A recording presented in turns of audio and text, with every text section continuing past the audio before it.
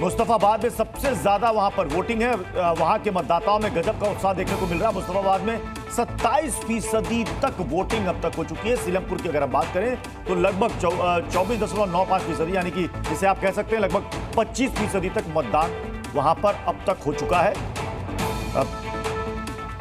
मुकेश जी, ये रफ्तार क्या बता रहा है? आपको लग रहा है कि पिछली बार 2020 का जो 62 पॉइंट एंड अबव था वो रिकॉर्ड टूटेगा?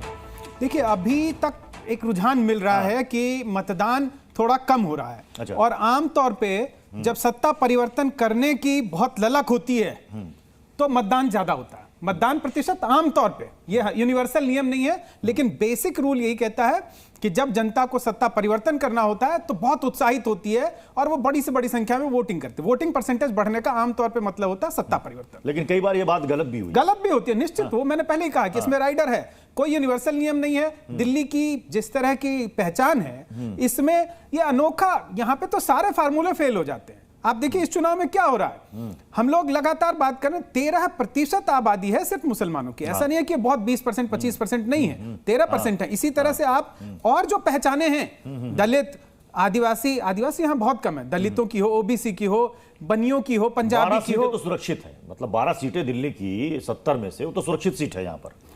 तो दिल्ली में देखिए दलित और मुस्लिम वोटर एक बड़ा फैक्टर है। हाँ, वो दलितों के लिए, हाँ, दलितों की सुरक्षित सीट है। जी जी, एससी रिजर्व सीट है।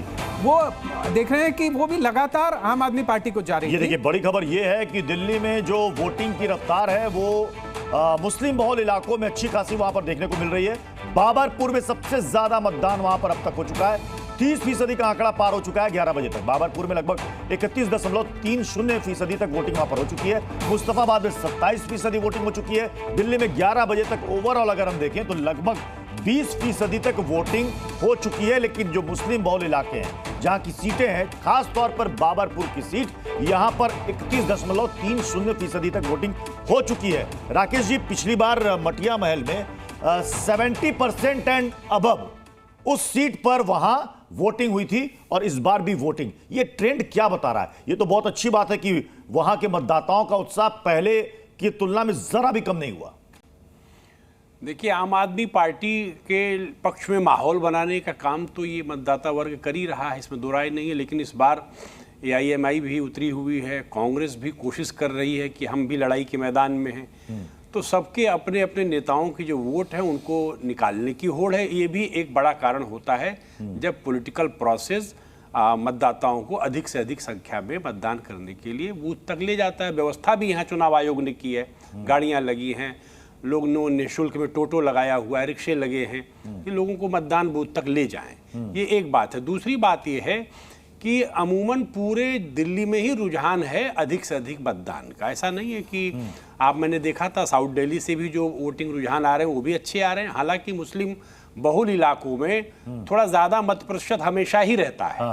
क्योंकि उनके बीच जो पॉलिटिकल प्रोसेस है, चाहे बीजेपी तो उस रूप में वहाँ नहीं अपनी जगह बना पाती है, लेकिन कांग्रेस, आम आदमी पार्टी और जो ऑल इंडिया मुस्लिम जो असदुद्दीन ओवैसी की पार्टी है, उन्होंने जो उम्मीदवार खड़े हुए किए हैं, उन सब लोगों ने परिश्रम से अपने अपने ग्रुप्स को पोलिंग बूथ तक पहुंचाया है। अब देखना लाजमी होगा कि आम आदमी पार्टी इसमें गेन कर रही है या आम आदमी पार्टी को नुकसान हो रहा है। अगर चुनाव में नतीजे बिल्कुल वन गो में एक साइड नहीं रहे, बिल्कुल नेक टू नेक फाइट रही, तो ये जो मुस्लिम बहुल कुछ सीटें हैं ये कितने इंपॉर्टेंट रोल में रहेंगी? क्योंकि एक सवाल बार बार ये उठ रहा है, AIMIM की साहब एंट्री पहली बार विधानसभा में हुई, क्यों हुई? वो कह रहे हैं भाई हम पॉलिटिकल पार्टी, जब चाहे मेरा मन करेगा हम चुनाव लड़ेंगे। कुछ लोग कह रहे हैं कि उतारा गया है, उतरे नहीं, उतारा गया है।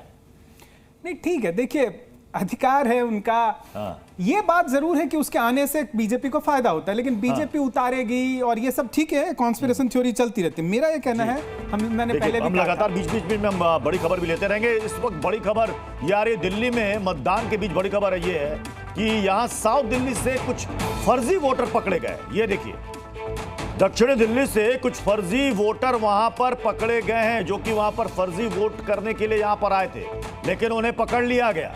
यानी दिल्ली में फर्जी वोटिंग की यह खबर, 2 फर्जी वोटर, जो सूत्र हमें जानकारी दे रहे हैं, 2 फर्जी वोटर वहां पर पकड़े गए हैं। क्योंकि चुनाव में अगर आप पोलिंग बूथ के अंदर जा रहे हैं, आपके पास पहले तो आपको चेक किया जाता है कि भाई आप वाकई में वोटर हैं कि नहीं है। लेकिन अगर ऐसा कुछ संदिग्ध नजर आता है तो फिर तत्काल वहां पीठासीन अधिकारी भी होते हैं, फिर उसके बाद पुलिस फोर्स भी होती है।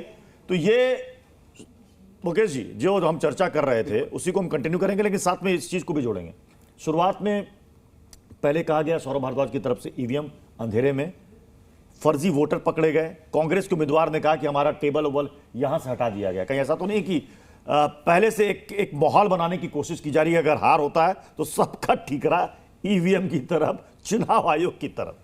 नहीं, देखिए छोटी छोटी चीजें हाँ। तो हमेशा होती रहती हैं, हाँ। लेकिन जो बड़े ट्रेंड है वो देखने की बात है कि दिल्ली में वोटर लिस्ट में क्या बड़ी संख्या में गड़बड़ी हुई, क्या ऐसे नाम जोड़े गए जो यहां पे नहीं है, या ऐसे नाम बड़ी संख्या में, शुरू से कह रहे हैं। मैं वही चीज कह रहा हूं कि वो बड़े मुद्दे हैं। और टेबल हटा दिया जाना, 2 फर्जी वोटर पकड़े गए, तो क्या बहुत बड़ी संख्या में कोई एक ट्रेंड है और ऐसे बड़ी संख्या में फर्जी वोट हैं? क्योंकि अब तो जो वोटर की फोटो सहित आप मिलान कर सकते हैं, हाँ, तो आप मिलान कर सकते हैं। इसके बावजूद अगर पकड़े जा रहे हैं, थोड़ा सा इसमें और विस्तार से जब हमारे पास डिटेल आएंगे कि वो किस तरह की फर्जी वोटिंग हो रही थी।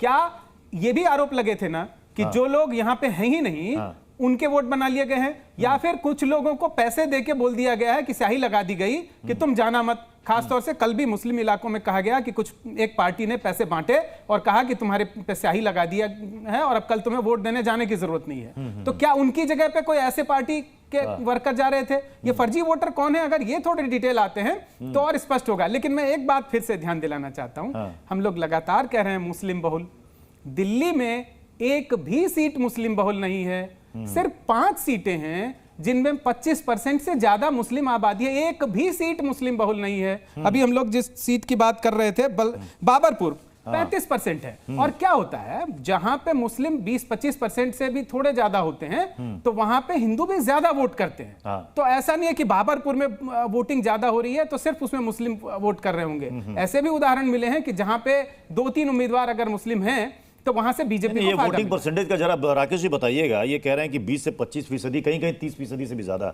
मुस्लिम वोटर्स हैं वहां पर। हाँ, 30% से भी ज्यादा मुस्लिम वोटर हैं। चूंकि ये सवाल इसलिए उठता है कि क्या मुस्लिम वोटर बिल्कुल यूनाइट होकर के एक तरफा ही वोट करता है कि हाँ इसको देना है तो इसको देना, या फिर वो बढ़ता है? कई बार बढ़ता भी है और ज्यादातर टाइम वो यूनाइट होकर एक बन बनाकर एक तरफा वोट करता है। इसीलिए उसके वोट का ये जो मुकेश भाई कह रहे हैं, मैं उनसे आंशिक सहमत हूं।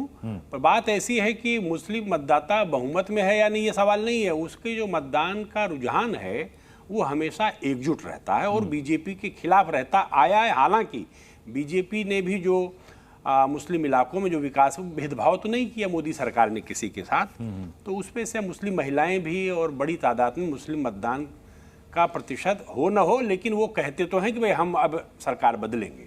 दूसरी बात, आप देखिए दिल्ली में 15 में ठीक है, केजरीवाल 67 सीट लेकर आए, 56% के करीब उनको मतदान प्रतिशत हो गया उनके पक्ष में। लेकिन 19 में क्या हुआ? 19 में लोकसभा चुनाव में रिजल्ट बिल्कुल उलट हो गया। हाँ, आम आदमी पार्टी 20% के नीचे चलेगी मतदान प्रतिशत में और सीटें शून्य हो गई, बीजेपी ने सारी सीटें जीत ली। यही सेम ट्रेंड फिर आप देख रहे हैं 24 में हुआ।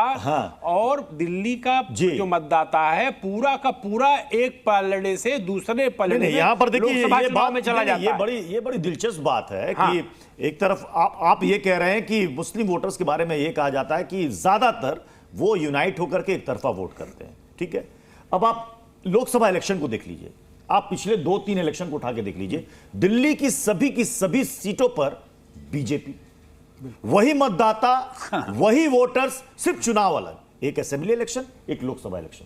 तो ये मत विभाजन दिमाग में चुनाव को देखते हुए होता है क्या? वही मैं कह रहा था, वहां बात रह गई थी। दिल्ली बिल्कुल अलग है।